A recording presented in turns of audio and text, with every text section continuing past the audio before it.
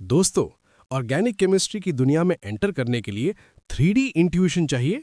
आज हम visual chemistry series में मास्टर करेंगे ऑप्टिकल आइसोमेरिज्म, वो टॉपिक जो जेईई मेंस और एडवांस के लिए सुपर इंपॉर्टेंट है। तैयार हो? Let's dive in. अपने हाथों को देखो, मिरर इमेजेस तो हैं, पर क्या एक के ऊपर एक फिट आते हैं? थम्स मैच नहीं करेंगे। केमिस्ट्री में अगर मॉलिक्यूल अपनी मिरर इमेज पर नॉन सुपर इम्पोजेबल है तो उसे हम चायरल कहते हैं। जैसे फ्लास्क है, वो अचायरल है क्योंकि वो सुपरपोज हो जाता है। ये सिंपल लॉजिक ही ऑर्गेनिक मैकेनिज्म्स का सीक्रेट है। अब मिलते हैं असली हीरो से, द चायरल सेंटर। एक एसिमेट्रिक कार्बन एटम वो है जो चार बिल्कुल अलग ग्रुप से जुड़ा हो।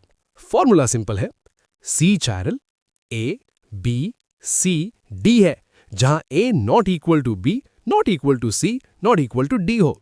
इसके बिना 3D रिएक्शंस को ट्रैक करना इम्पॉसिबल है। Meet the twins एनंटियोमर्स।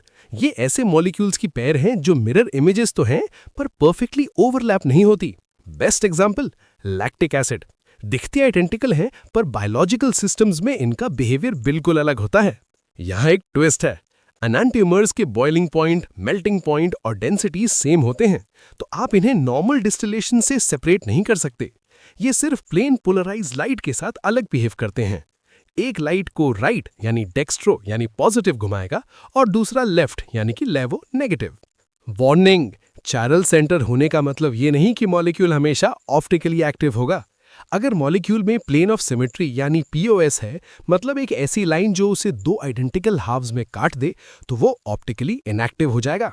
इन्हें हम कहते हैं मीजो कंपाउंड्स, जहां एक साइड दूसरी साइड का रोटेशन कैंसिल कर देती है। नेमिंग से पहले रैंकिंग जरूरी है। सीआईपी रूल्स के अकॉर्डिंग कार्बन के चारों ग्रुप्स को एटॉमिक नंबर के बेसिस पर रैंक करो। हायर एटॉमिक नंबर मतलब प्रायोरिटी 1।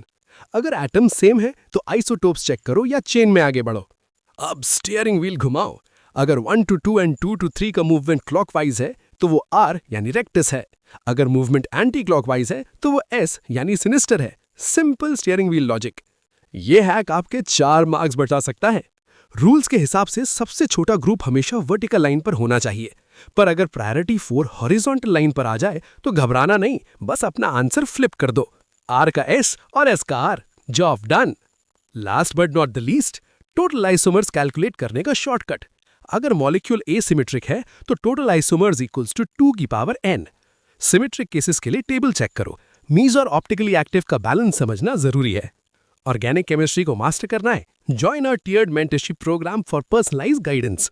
कोई डाउट हो तो रीच आउट करें। पार्ट 2 के लिए सब्सक्राइब करना मत भूलना।